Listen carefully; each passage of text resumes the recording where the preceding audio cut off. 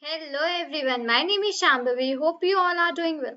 So basically, now today we'll be seeing that how we can just make out the threads with the help of the classes and objects, right? We remember that we had already studied about the classes and objects, right? Now in that case, basically, if you just want to make a thread with the help of that classes and objects, how you will be able to do that thing, right? This is the thing that we are gonna see, and we had already seen that what are threads, what are the problems that occur, and basically we had seen the thread scheduling and all those things in the previous videos, right? So let's basically give it a quick revision, and after that let's start writing out the code, right? Fine here. So this was a OneNote notebook in which we had written out the whole thing straight. That basically what is a thread? So basically a thread is a kind of like a process, right? It's a sequence of control flow, except that it exists entirely inside a process and shares the resources. And then we had seen that basically a single process may have multiple threads of execution, useful when an application wants to perform many concurrent tasks on the shared data, right? And even we had seen the example, right? Other than that, we had seen the problems with the threads. The first was the scheduling right here. Then we were having the resource sharing, and at last we were having the synchronization. So these were the three problems that occurs in the threads. And after that, we had seen the thread scheduling and another topic in which we had seen that tightly controlled by a global interpreter log and scheduler. So only a single thread is allowed to be executing in the Python interpreter at once. So this was a very important thing that we had seen, that at one time you can only and only basically execute a single thread on a Python interpreter. Okay. After that, thread switching only occurs between the execution of individual bytecodes. Okay. Then long running calculations in C/C++ can block execution of all other threads, right? And then even we had seen some things in the comments as well. So these were the things which we had already seen in the threads. Now basically today is the turn that we'll be seeing out that how to write out the program in the threads, right? So it's a type of a program. It's like it's a type of a topic in which whenever you just want to write out this thing, in this case you just need to import a library. Without importing that library you can just not make a thread. Okay, so basically I would be importing that particular library, and that would be my import, and that is basically the threading library. Okay, this threading is another module which we are importing. You do not need to install this in your local devices or devices whatever you are using. You simply need to import this here. Okay, so here I'm just on my PyCharm IDE as well, right? So import, and then I've just written out the threading, right? After this, basically what I'll be just doing is that I'll be making out a class. As I mentioned that we'll be writing out the thread, we'll be making out the threads with the help of the classes and objects, right? So I'll be just making out my class here. So let's say the name for my class is example. Okay, so name for my class is example, and now basically in the bracket I'll be passing out the two parameters here. Okay, the first one is basically my threading module which I had like imported above, right? After that, basically the next thing that I'll be importing is my thread, the thread that I'll be making here. Okay, just let me write thread like this, right? So these are the things which I'll be importing, which I'll be using here. Okay, so this is not a comma, this is a dot. So from my threading module I am importing a thread here inside my class as an argument inside my class. Here I am importing the thread module, like the thread function, from my threading module. Just understand this step very carefully as it is very important one. Okay, so with the from my threading module here, that is which I have just written here, after that I just put out a dot here, and from that basically I am importing a function, and that function is basically the thread function, right? Let's come on to the next line. And here I'll be defining out my init function as we just do always, right? Init and underscore underscore and then out the brackets here. So self is automatically passed. Now basically what I'll be just doing is that I'll be just passing out some parameters. Let's say my parameter is a name, comma, a marks. Okay, and I would just come on to the next line here. Fine, so any matter A and A marks are the parameters which I've just passed down inside this function which I had just made inside my class. Now basically I'm just using my threading module here. Threading, that is DING, okay, like this. So threading dot, and I will again be writing that thread. So that is basically with the help of my threading module, I'm just importing the thread, right? I'll be putting out a dot here. and initializing it with the help of the init function, and inside the bracket I'll be passing out the self. Because with the help of the self only, I'm just going to access all of the variables which I'm having here, right? So I'm just doing that thing itself here. So threading is basically the module which we have imported. Thread is a function, and after that I've just initialized that with the help of the init function, and in the bracket self is passed, right?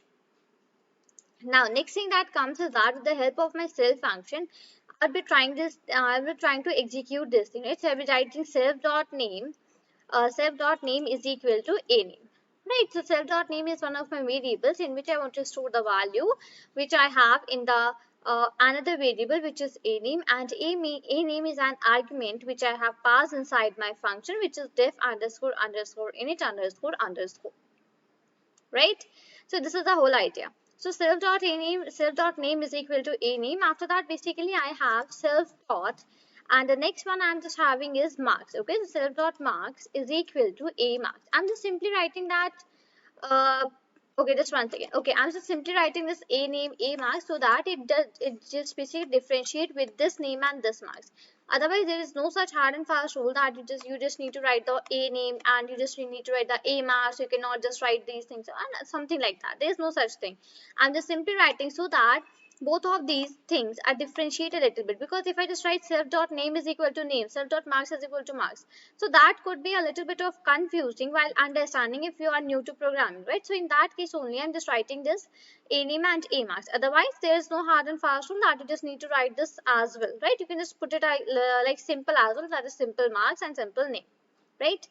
Okay, that is done. Now basically I'll be defining a function that is def, and inside that let's say def details. Details is my function, okay, details, and in the bracket, okay, in the bracket self will automatically be passed because I had just made this function inside my class, right? So details will be one of like kind of my helper function. So helper function basically what it will do, it will basically help me to execute this name and marks which I have taken here, right? Only this is the thing of it, right here.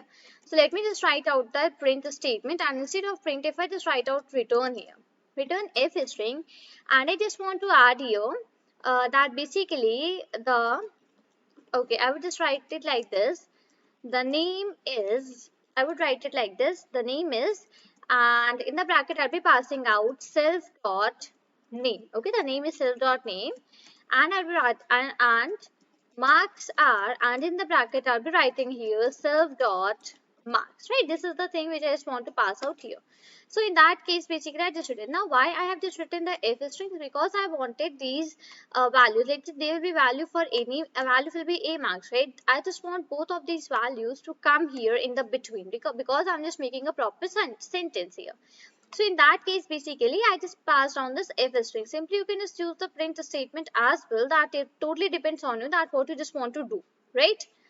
Fine. Now coming out of my class, I'll be making out the objects for this class, right? So, okay, name for my class was example, right? So let's say E1.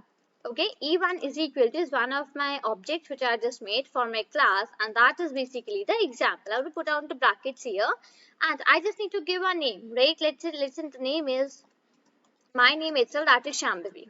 Okay, and other than that, basically what I need to pass is the marks. So let's say marks are, let's say 25. Okay, come on to the next line. I'll be writing here another variable, sorry, another object. I'm just making two objects for this particular class. Okay, E2. And here I would be just writing example.